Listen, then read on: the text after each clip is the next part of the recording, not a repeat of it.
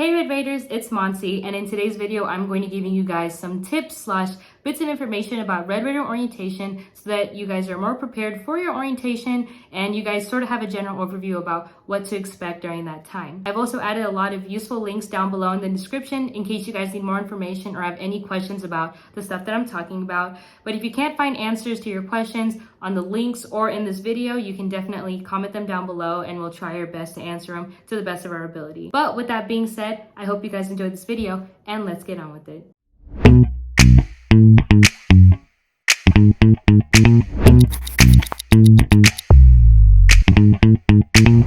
So before I get into the tips and bits of information, I kind of want to give you guys a general overview about what Red Raider orientation is. So it's orientation here at Texas Tech where you'll be able to stay overnight at a residential hall here on campus. So orientation is a 2-day event.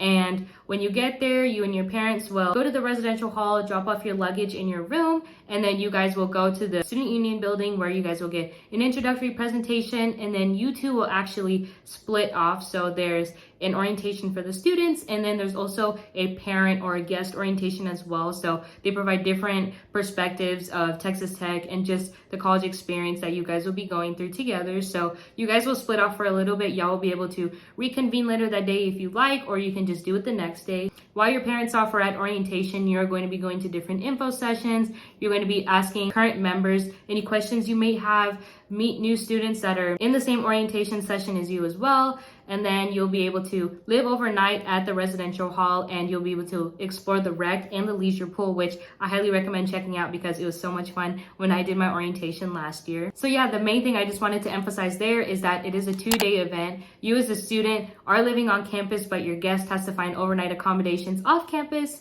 And then you'll be able to explore campus as well as scheduling your classes, which is pretty much the main thing that you're going to be doing on day 2. And that's pretty much the overarching goal of orientation. So that's pretty much a general overview about Red Raider orientation. But the first tip I want to give you guys is read your emails. And obviously that might not connect to Red Raider orientation that well, but if you haven't set up your email already, make sure you do so through Outlook, and you can even do it through iCloud if you want. I have it both ways so that I make sure I read my emails, because reading your emails is key when you're here at Texas Tech or any college in general. It gives you a lot of information. Your receipt for registering for orientation will be sent to your Texas Tech email along with different things and different checklists and bits of information that you might want to know about orientation as well. So make sure that you have your account set up, you have your email set up in Outlook, and you're checking those emails consistently because, again, it's going to give you a lot of information regarding the dates that you selected for your orientation, whether or not you have the correct amount of guests set up,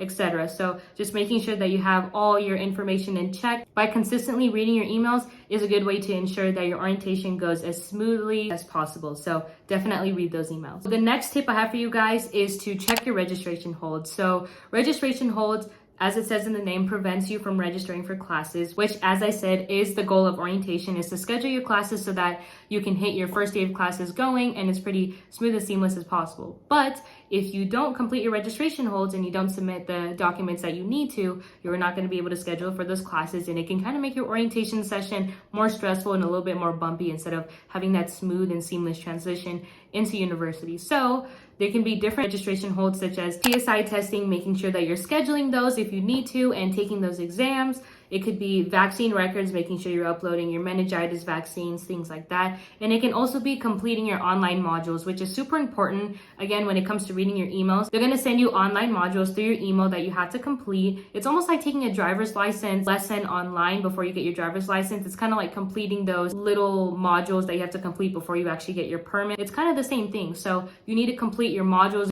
in order to remove that hold that prevents you from registering. So there's a list on the website that has all the different kinds of registration holds, and if you go onto your Raider link and you sign in, you'll be able to check any registration holds that you guys may have. And if you find out at orientation that you have a registration hold, there's no need to panic. There'll be a booth where you'll be able to visit a faculty member and they'll be able to look at your account and check your registration hold and sort of guide you on how you can go about that to make sure that you can remove that hold as soon as possible so that you can register for classes. My third tip kind of has to do with exploring campus and staying overnight at a residential hall. So since you're staying overnight, you're going to have to pack basic sleepover essentials, if you will, such as a shower towel and toiletries. And since you are sleeping on the beds that we have on campus, you have to bring your sheets, a pillow and a blanket as well. But as far as exploring campus, you're going to be taking campus tours during your orientation, and then you'll be able to walk over to the rec and the leisure pool, which is connected. So good thing they're not in two different areas. But if you do decide to go hang out at the rec and the leisure pool, which you should because it's really fun, definitely prepare to bring additional things for that, such as sunscreen, pool shoes, a pool towel, athleisure, and athletic shoes if you didn't bring them during your orientation. So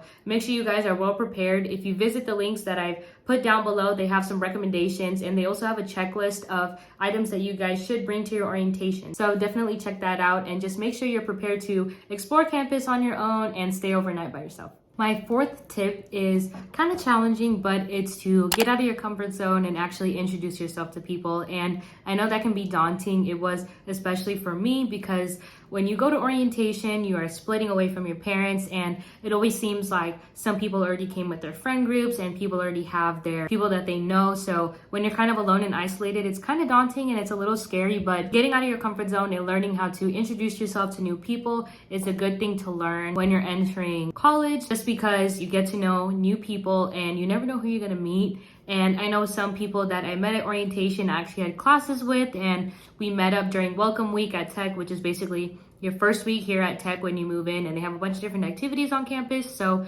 once you get to know those people, you'll be able to make plans and go out with them during welcome week and just, you know, have people to hang out with and kind of build your own social circle that way. So again, just getting out of your comfort zone and getting to meet new people is going to be so beneficial in the long run. So definitely make sure that you're doing that.